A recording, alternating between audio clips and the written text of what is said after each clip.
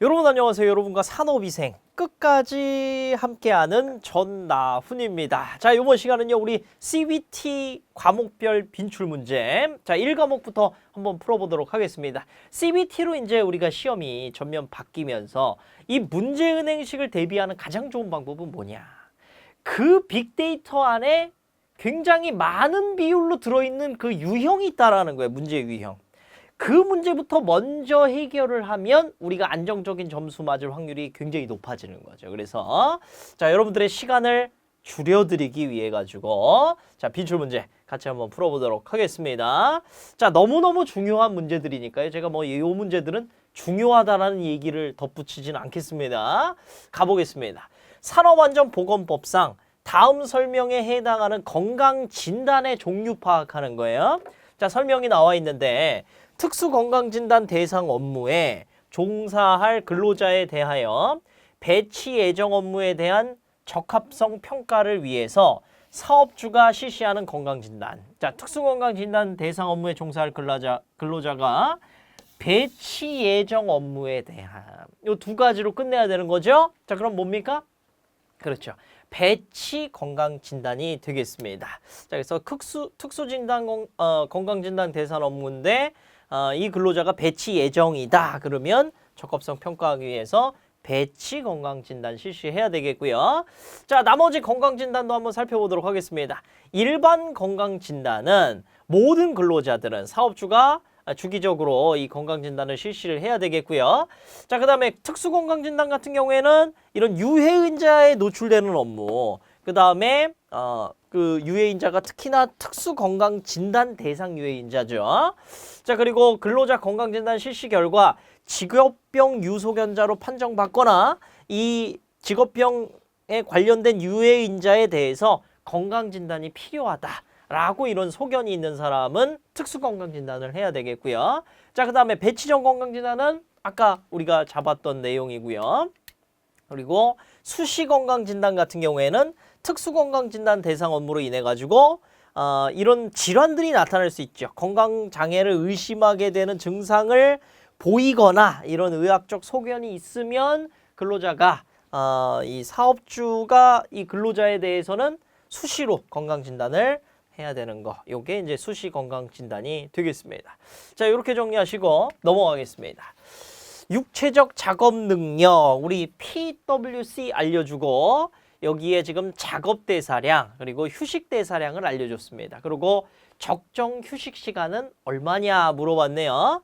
자, 그러면 그랬을 때 적정 휴식 시간 우리 좀 정리를 해주면 식이 어떻게 되죠? PWC는 우리 여기에 3분의 1 곱해주시고 그 다음에 마이너스 작업 대사량 그리고 나누기 휴식 대사량 마이너스 작업 대사량 해주시고 100 곱하면 이게 이제 휴식 시간 퍼센트가 되겠습니다. 자, 그래서 먼저 구해보면 PWC가 지금 16이에요. 16 넣고 곱하기 3분의 1 그리고 마이너스 작업 대사량이니까 작업 대사량이 지금 8입니다. 그죠? 자, 8 빼주시고 휴식 대사량 1점이에요. 여기에 마이너스 8 해주시면 되겠습니다. 자, 이렇게 해가지고 얘 100 곱해주면 퍼센트로 나오죠. 39.22%가 휴식 시간이 되겠고 이거는 이제 60분 기준으로 우리 분단위를 한번 따져보면 60 곱하기 0.392 곱해주시면 되겠죠. 요거를 이제 소수로 나타낸 겁니다. 39.22니까 0.392가 되죠. 60 곱하기 0.392 곱해서 23.53분이 얼마? 이게 휴식 시간이고 나머지 뭐 지금 우리 30한 6. 몇 분 되겠나요? 거의 한 37분 정도. 37분 정도가 작업 시간. 23분 정도가 휴식 시간. 이렇게 우리가 정리할 수가 있겠습니다. 3번 가죠. 작업 자세는 피로 또는 작업 능률과 밀접한 관계가 있는데 바람직한 작업 자세의 조건으로 보기 어려운 것을 골라보도록 하겠습니다. 자, 1번 정적 작업을 도모한다. 바로 잡을 수 있어야 됩니다. 자, 정적이 아니라 동적 작업으로 우리가 해주는 것이 좋죠. 그래서 정적 작업보다는 동적 작업을 해주고 동적 작업으로 변경할 수 있으면 변경하는 것이 가장 좋죠. 자, 기타 이 내용도 너무 중요합니다. 작업에 주로 사용하는 팔은 심장 높이에 두도록 해야 되겠고요. 작업 물체와 눈과의 거리는 명시거리로 30cm 정도를 유지토록 한다. 자, 근육을 지속적으로 수축시키기 때문에 불안정한 자세는 피하도록 해야 되겠습니다. 자, 이렇게 해서 정적이 아니라 동적 작업을 도모해줘야 된다는 거. 4번 가겠습니다. 자, 600명의 근로자가 근무하는 공장에서 1년에 30건의 재해가 발생했다. 이 가운데 근로자들이 질병 기타의 사유로 인해서 총 근로시간 중에 3%를 결근하였다면 이 공장의 도수율은 얼마인가? 자, 근무는 일주일에 40시간 하고요. 연간 50주를 근무한다. 이렇게 돼 있어요. 자, 그러면 우리가 도수율을 구해줘야 되는데 도수율을 구하는 식이 어떻게 되죠? 그렇죠. 재해 건수를 뭘로 나눈다? 연 노동시간수로 나눠주고 여기에 100만, 10의 6승을 갖다가 곱해주시면 이것이 이제 도수율이 된다라는 겁니다. 자, 그러면 우리 한번 계산을 해보니까 재해 건수가 지금 몇 건이에요? 30건이죠. 근데 이거는 항상 근로자 한 명당이라는 걸 여러분들이 꼭 기억을 해주시고 이렇게 쓰겠습니다. 도수율.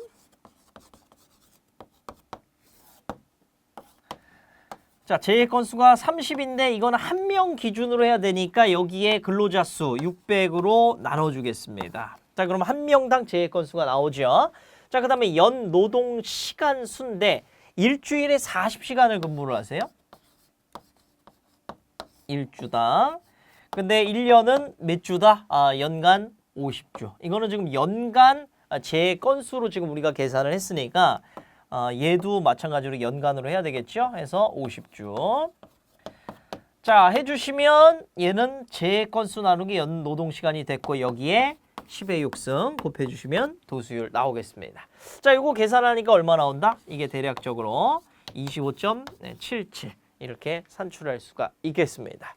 자, 참고로요. 우리 강도율 같은 경우에는 근로 손실일수를 뭘로 나눈다? 연간 총 근로시간수로 나누고 1000을 곱해주면 강도율이 된다라는 거 여러분들 꼭 기억해 주시기 바랍니다. 도수율, 강도율 두 가지 다 꼭꼭 기억을 하고 있어야 돼요. 자, 5번으로 가겠습니다. 직업성 변이의 정의로 맞는 거. 1번, 체온량의 변화가 일어난다. 직업을 계속 갖다 보니까 체온량이 변화가 일어난다. 아니죠. 체지방량이 변화가 일어난다. 살이 쪽쪽 빠진다. 그럴 수도 있겠지만 그건 변이가 아닙니다. 직업에 따라 신체 활동량의 변화가 일어나는 거 아니죠. 자, 뭐가 맞냐? 4번이 맞죠. 직업에 따라 신체 형태와 기능에 국소적 변화가 일어나는 이 현상을 갖다가 우리가 직업성 변이라고 정의를 합니다. 6번으로 넘어갈게요. 산업안전보건법상 사무실 공기질의 측정 대상 물질에 해당하지 않는 것 골라보도록 하겠습니다. 자, 우리 1번 이산화탄소. 이산화탄소는 실내 공기 오염 물질의 지표가 된다라고 얘기를 했었죠. 이거 반드시 포함을 해주시고 얘가 지표라는 것도 꼭 기억을 해주시기 바랍니다. 자, 일산화질소가 나왔는데 일산화질소 헷갈립니다. 없어요. 이산화질소가 있는 거죠. 그죠? 그래서 일산화질소 잡아주실 수 있겠고 일산화탄소는 있습니다. 그리고 총부유세균 있고 자, 쭉 한번 정리해보면 우리 실내 오염물질, 실내 공간 오염물질 종류들이요. 미세먼지, 초미세먼지, 이산화탄소, 일산화탄소, 이산화질소, 포름알데히드 또는 폼알데하이드, 총휘발성 유기화합물, 라돈, 총부유세균, 곰팡이. 그리고 과거에는 이제 성면이 있었는데 빠졌습니다. 혹시 기출문제 푸시다가 과거 기출 풀 때 성면이 있으면 그거 제거해 주셔야 됩니다. 이제는 성면이 빠졌다라는 거. 라돈, 총부유세균, 곰팡이까지. 자, 요 관리 기준 숫자까지 다 외워야 되는 거죠? 네. 이거 못 외우면 요거라도 외워야 되는데 여기까지 외워야 퍼펙트. 잡아주시면 되겠습니다. 자, 그리고 라돈은 꼭 이 단위가 100크렐/세제곱미터 된다는 거 꼭 기억을 해주시고요. 자, 7번 가겠습니다. 산업위생의 역사에서 직업과 질병의 관계가 있음을 알렸고 광산에서 납중독을 보고한 사람 누굽니까? 요거 우리 히포크라테스 잡아주시면 되겠죠. 자, 최초의 이 직업병은 히포크라테스가 최초로 기록을 했다. 광산에서의 납중독을 보고를 했었고요. 자, 그 다음에 여기 2번에서 나오는 파라셀수스. 파라셀수스는 폐질환 원인 물질은 순황염이고 모든 화학물질은 동물이며 동물이 아닌 화학물질은 없다라고 주장을 했어요. 자, 그리고 중독을 유발하는 것은 용량에 의존한다. 이거 근데 사실 지금도 상당히 맞는 얘기입니다. 우리가 막 안전하다고 사실 생각되는 물질들도 굉장히 많이 남용하게 되면은 그게 위험해지는 결과들이 많이 나타나죠. 그래서 모든 화학물질은 동물이고 그것은 용량에 의존한다. 이 독이 되냐 안 되느냐는. 자, 그리고 퍼시벌 포트는요. 직업성 암을 최초로 보고했는데 무슨 암? 이게 굴뚝에서 어린이 굴뚝 청소부가 이 검댕에 노출되면서 음낭암이 생기는 그 인과관계를 갖다가 밝혀낸 거예요. 그래서 굴뚝 청소부 법을 제정하는데 아주 이제 큰 이제 역할을 한 사람이 바로 포트다. 이렇게 좀 정리해 주시면 되겠습니다. 직업성 암을 최초로 보고한 거는 포트. 직업병이라는 걸 최초로 기록한 거는 히포크라테스. 그렇게 정리해 주시면 되겠고요. 자, 8번 가겠습니다. 새로운 건물이나 새로 지은 집에 입주하기 전에 실내를 모두 닫고 30도 이상으로 5, 6시간 유지시킨 다음에 1시간 정도 환기를 시키면 이걸 갖다 뭐라고 하죠? 우리가 베이크아웃이라고 얘기를 합니다. 그래서 특히나 접착제 또 이 그 단열재에 포함되어 있는 포르말데히드 성분들, 특히 뭐 VOC 성분들이 많은데 얘네들을 이제 날려버리는 과정이죠. 요거 이제 베이크아웃이라고 얘기를 하고요. 자, 베이크아웃은 뭐 새로운 건물이나 집뿐만 아니라 사실 뭐 우리가 세차 증후군이라고 그래가지고 차에서도 사실 이루어지는 새로 신차를 뽑게 되면 그 차에서도 사실 접착제나 뭐 이런 것들 때문에 막 머리가 막 어지럽고 막 메스꺼 막 구토까지 하시는 분들도 있는데 이것이 이제 세차 증후군이고 마찬가지로 베이크아웃을 통해서 해결할 수가 있다라는 거고요. 9번 가겠습니다. 근로자의 작업에 대한 적성검사 방법 중에 심리학적 적성검사에 해당하지 않는 거 적성인데 자, 죄송합니다. 적성검사에 해당하지 않는 거 골라보면 자, 여기에 감각기능검사 잡을 수 있겠죠. 감각은 우리가 실제 신체로 느껴지는 그런 개념. 얘는 이제 뇌에 대한 기능을 갖다가 검사하는 거라고 보면 생리적은 그 뇌 이외에 우리가 신체 이 시력, 색각, 청력, 맥박, 혈압, 악력 뭐 이런 것들 해서 생리적은 감각, 심폐, 체력을 검사하고요. 심리적은 지능, 지각, 인성, 기능을 검사한다. 그래서 뇌에 관련된 검사는 심리, 그 외의 신체 기관은 생리 검사로 진행이 된다라는 거. 자, 10번으로 가겠습니다. 전신 피로 정도를 평가하기 위해서 측정 수치가 아닌 것 고르는데 우리 HR 1, 2, 3까지 있는데 여기 지금 3번은 없어요. 우리 30에서 60초, 60에서 90초, 150에서 180초 세 가지를 평가하고요. 30에서 60초는 HR 1, 60에서 90초는 HR 2, 150에서 180초는 HR 3인데 전신 피로라는 거는 그 자체로 작업이 맥박수를 굉장히 높이고요. 그 기준이 110이고 그 다음에 HR3하고 2를 비교하는 이유는 뭐냐면 어느 정도 휴식이 된 다음에도 되면 이제 맥박이 줄어들어야 되는데 휴식이 된 다음에도 맥박이 잘 안 줄어든다라는 거예요. 10 미만이라는 걸. 그죠? 자, 그러면 지금 상당히 피로한 상태다라고 우리가 평가할 수 있다라는 거죠. 그래서 전신 피로 상태는 HR1이 110을 초과하고 HR3와 2가 그 차이가 10 미만일 때 요거까지 기억해 주시면 퍼펙트. 자, 11번 가겠습니다. 최대 작업 영역은 뭐라고 그랬죠? 팔을 뻗어 가지고 닿을 수 있는 거. 근데 이 팔을 뭐라고 한다고요? 우리가 상지라고 얘기를 합니다. 다리를 갖다가 하지라고 하고요.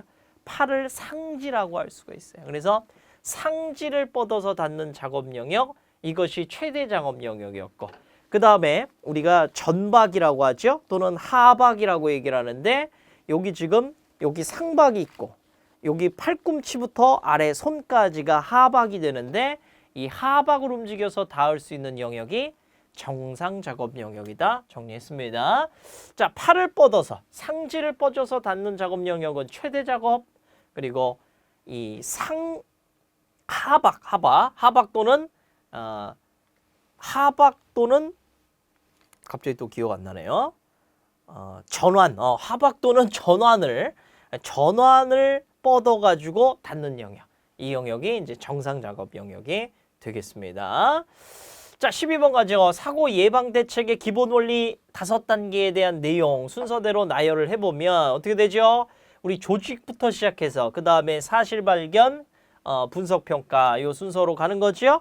해서 조직, 사실 발견, 분석 평가 그리고 시정 방법 선정하고 적용한다. 이렇게 된다라는 거 꼭 기억해 주시고 13번으로 가겠습니다. 자, 다음 내용이 설명하는 것인데 작업 시에 소비되는 산소 소비량은 초기에 서서히 증가하다가 작업 강도에 따라 일정한 양에 도달하고 작업이 종료된 후에 서서히 감소돼서 일정 시간 동안 산소가 소비가 된다. 자, 산소에 지금 빚이 있었다라는 거죠. 너무 작업을 하게 되면 원래 내가 산소를 소비해야 되는데 더 넘어갔어요. 그러면 작업이 끝나고 나서 이 넘어간 빚이 있습니다. 이만큼 더 호흡해야 되는 산소가 있는데 그 산소를 휴식 시에 과호흡으로 소비하는 이것을 갖다가 산소 부채라고 얘기를 하죠. 산소에 대한 빚이다. 이렇게 생각해 주시면 되겠고. 자, 14번 가겠습니다. 산업위생 정의에 있어서 4가지 주요 활동. 우리 4가지라고 정리를 할 수도 있죠. 보통은 이제 5가지 이렇게 정리해서 예인, 측평, 관 이렇게 정리를 했었고요. 자, 그중에 4가지라고 하면은 우리 뭘 빼주면 되냐? 인지를 사실 빼주면 되는데 어쨌든 간에 그 예인, 측평, 관에 아예 안 들어가는 게 있어요. 뭐죠?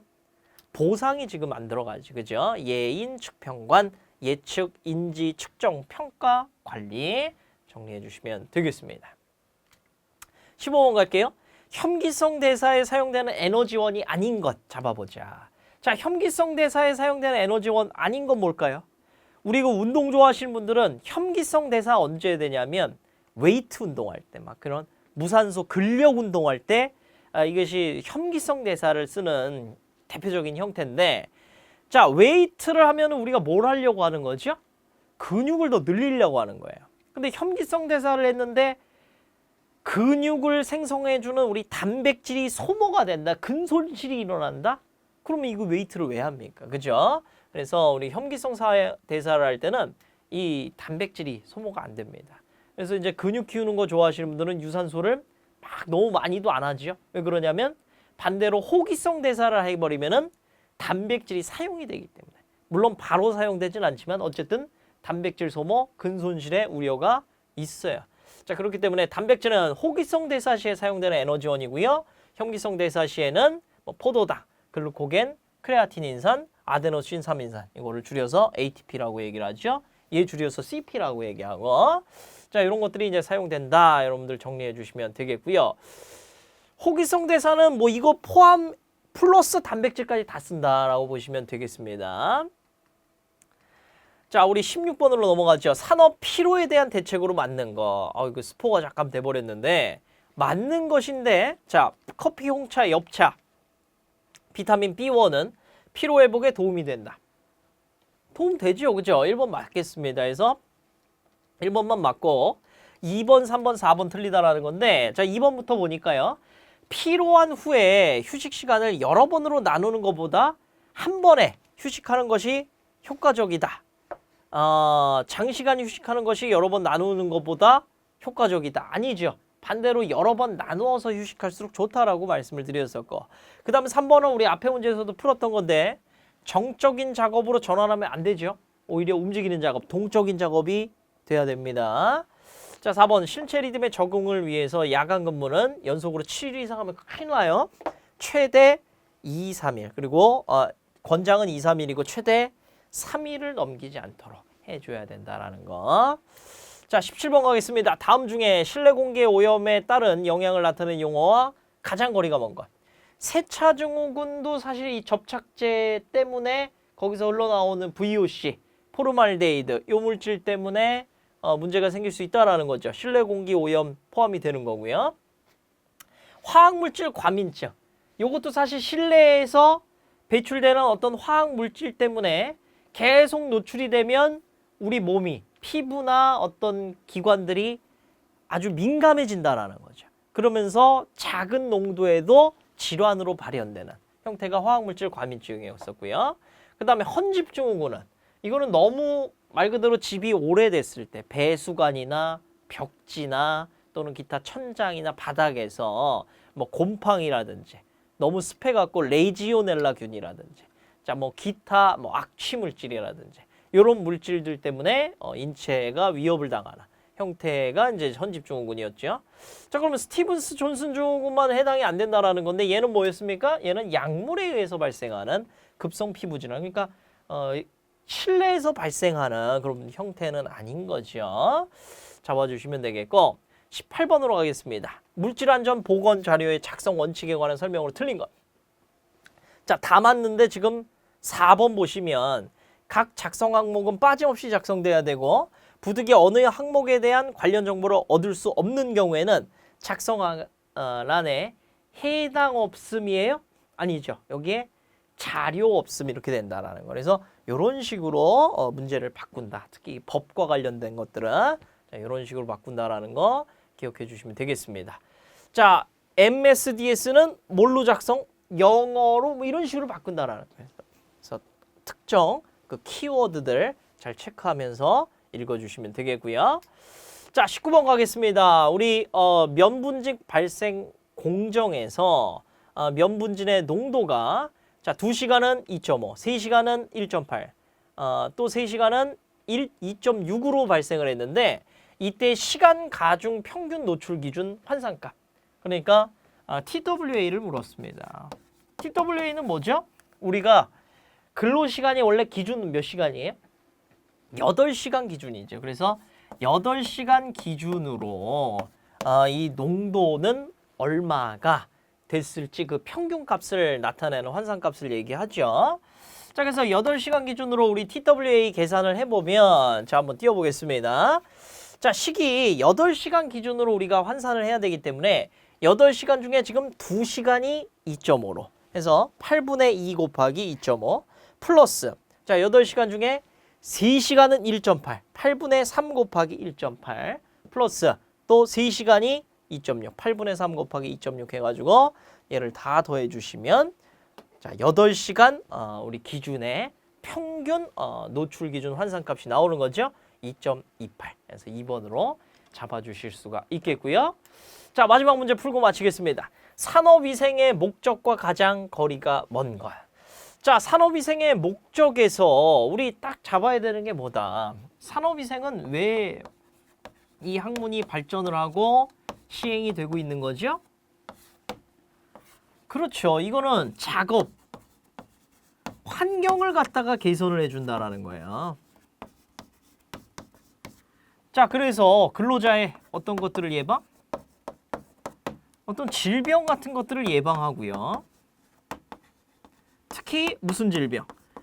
작업으로 인한 어떤 질병들, 유해 물질을 갖다가 흡입해서 생기는 질환들, 또 근골격계에 부담이 생겨갖고 생기는 그런 질환들을 예방하고, 또 어떤 작업의 쾌적함을 확보를 해준다라는 거예요. 쾌적함이 확보가 되면 자연스럽게 작업의 능률도 어떻게 됩니까?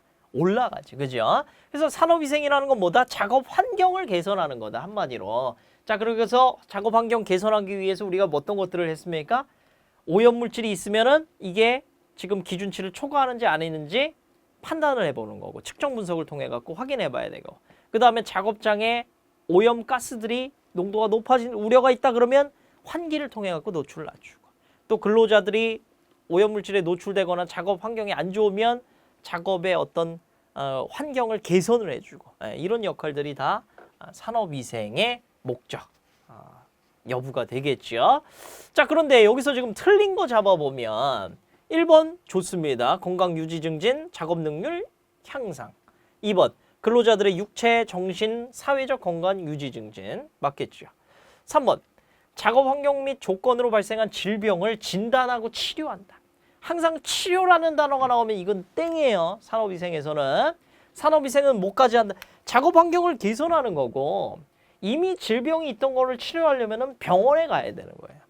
뭐는 할 수 있다. 예방은 할 수 있다. 예방은 할 수 있지만은 치료, 진단은 불가하다라는 겁니다. 3번 잡아주시면 되겠죠. 자, 여기까지 해가지고 우리 빈출 문제 일단은 1회차에서 좀 풀어봤고 요거 하나 가지고는 사실 또 유형들이 아직도 빈출되는 유형들이 많으니까 또 2회차에서 여러분들 만나 뵙도록 하겠습니다. 긴 시간 고생 많으셨습니다.